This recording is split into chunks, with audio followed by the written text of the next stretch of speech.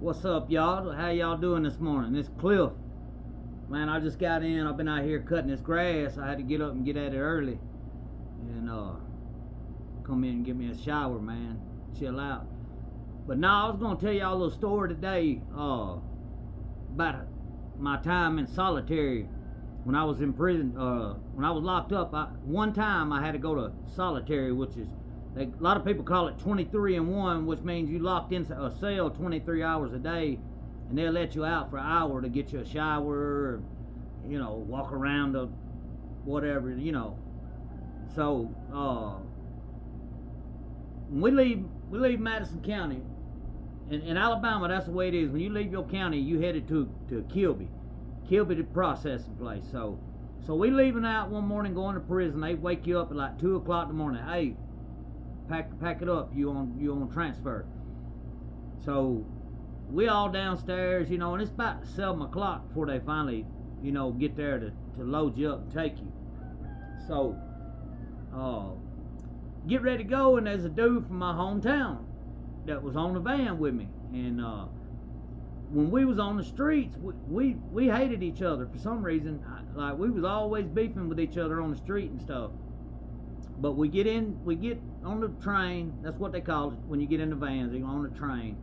So we get on the train, and we think we headed to Kilby. And next thing you know, we end up at Pickens County in a holding facility. So we've been there for a hot minute, we done got comfortable and stuff, and my buddy Horton, like, we told each other when we got there. It's kind of weird because, like I said, we beefed on the street and didn't like each other and stuff. But when we got to Pickens County, we bunked together. They sent us in the same dorm, and we went up on the top, and there was an end bunk down there, and I was like, shoot, let's just catch the same rack. I was like, look, I know we didn't get along on the street, but we, there was one other dude in there from New Hope, but he was always into some mess. So, like, I like him. Tommy, I like him a lot, but he was just always into some stuff, and so we kind of steer clear of him. But we told each other, look, we're the only people in here from New Hope. If something go down with either one of us, we'll just ride together, And of course, nothing ever happened. Nobody ever got in a fight or nothing. But one night, Horton was like, man, I can do some tattoos. I can pick some tattoos and all this and that. And so I was like, well, shit, do one on me. So we get up in the back bunk and get hid. And I already had this dead head there. But Horton took a pick, and he picked that chain that goes across the top. And then he did that barbed wire fence in there around it. And then I got him to put dead time on there. And but anyway, so like all of this wasn't nothing there. I had that cross, right there. I'll let you see it. I had that cross, and but that 256 and all of this and that, none of that was there. I just had that dead head. So anyway, Horton picks a tattoo on me. And I guess, I don't know if they watched this or what, but the next day, they see somebody walking around, you got fresh ink on, they already know. And Pickens County was bad about, they would give you a write-up, just because, see, you was in prison whites.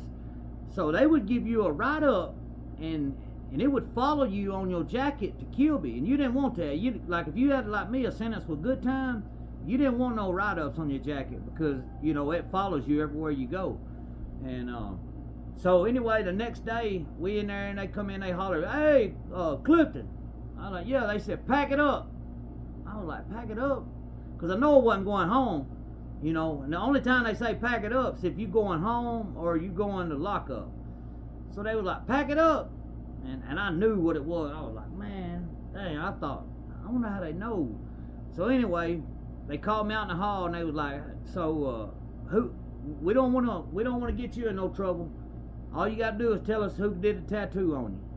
And I said, what do you mean? And they were like, man, you got a brand new tattoo on your arm. And I was like, I did that. I was like, I did that myself.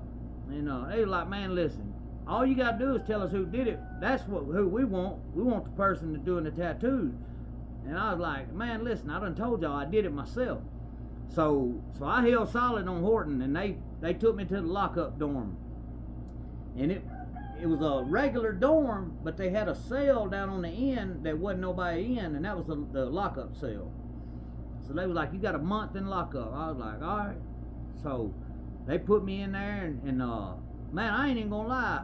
You think of lockup, and you think, oh man, that's the worst it can be. Man, that was the most peaceful time of my whole 10-year sentence, was that little month I did in lockup.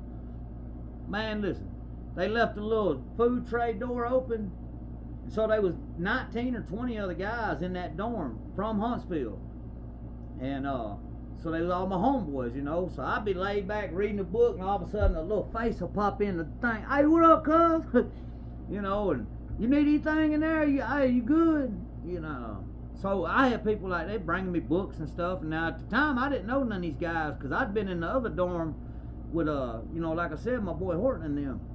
So now they moved me over here, and I didn't know none of these cats. But man, they were all cool with me and stuff. And so when I get finished with my little lockup time, I kept hitting a button all the time, and I'd say, hey, am I gonna get a write-up for this?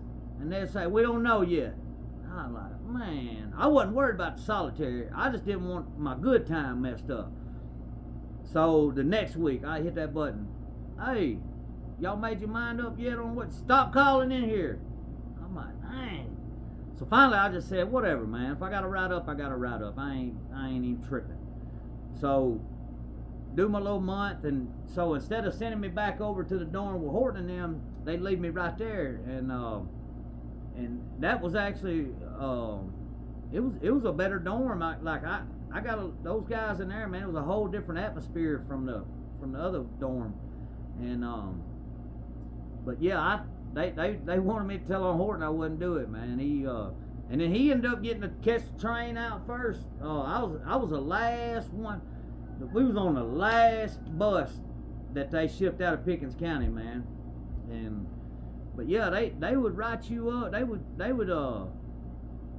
was known at Pickens County, like if you stole something or something, they liable to come in there with the police and give you a free world charge of theft of property. Like that. This was the most messed up jail I ever been to in my life. 2 years after we left and went on to prison, that sheriff got indicted by a federal grand jury because he was keeping the money that the feds was giving him to feed us, and he was feeding us off his farm. Man, y'all, some nights we'd have a side dish, and it'd be 2 or 3 slices of tomato and a couple slices of cucumber, where he went and got that stuff out of his garden. And then the $57 a day that the feds was sending, he used that to buy a beach house in Orange Beach or Gulf Shores, one of the two. But we knew something was up with the food, man, because they was feeding us I'm talking about some dog food. Well, I'm talking about some stuff that you would like, you had to eat it or you'd starve, you know. Because they was jacked up too. Like, they only let you get $40 in store. Like, a lot of places you can hit $100 if you want, or $200 if you got enough back to carry it, you know, not get robbed. But that's what me and Bub did one time when we was in Madison County. We was in M3, 2-man cells, and there was these 2 black dudes, G.D. Rice and Carlos. I don't remember Carlos' name, but they had money. So they was always hitting them hundos. Like, when it comes store time, they would be down there, man. I'm talking about $120 worth of stuff, you know, and everybody watching, you know. And so I told Bub one time, I was like, hey, you want to flex one time on him? And Bub was like, what are you talking about? I said, look, my daddy is gonna send me $100. I said, my mama gonna send me $100 too. I said, you wanna hit a double hundo on them? He was like, you won't do it. I was like, man, all right. So we filled out $200 worth of food.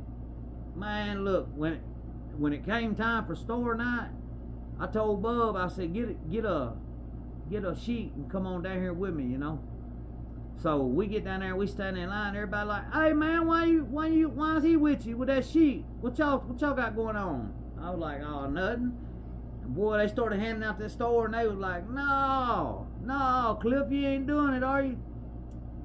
And we did, man. Look here, we took $200 worth of food, went straight up to the cell, and locked the door. Man, there were folks in there looking in the window. Hey man, let me get something. Let me, you know. And which I was always cool. I help people out and stuff. But yeah, man, that's just some old crazy stuff. But yeah, solitary, you could actually relax and rest. I mean, you could sleep all day. You can do whatever, because ain't nobody coming in there to bother you. You know, they'll bring you a lunch tray, breakfast tray, all that. You just got to get up and eat it and put it back on the thing. And so yeah, that was a wild little thing, just over a little tattoo, man. You would think that they wouldn't be so strict on that, but yeah, they wanted me to tell them Horton bad. They said, we don't care nothing about you getting a tattoo. We just want the people doing them. And I was like, I can't help you on that one, you know. So, but anyway, man, y'all be good. Hey, if you don't mind, like and subscribe, man. I would appreciate it, for real. Mean a lot to me. All right.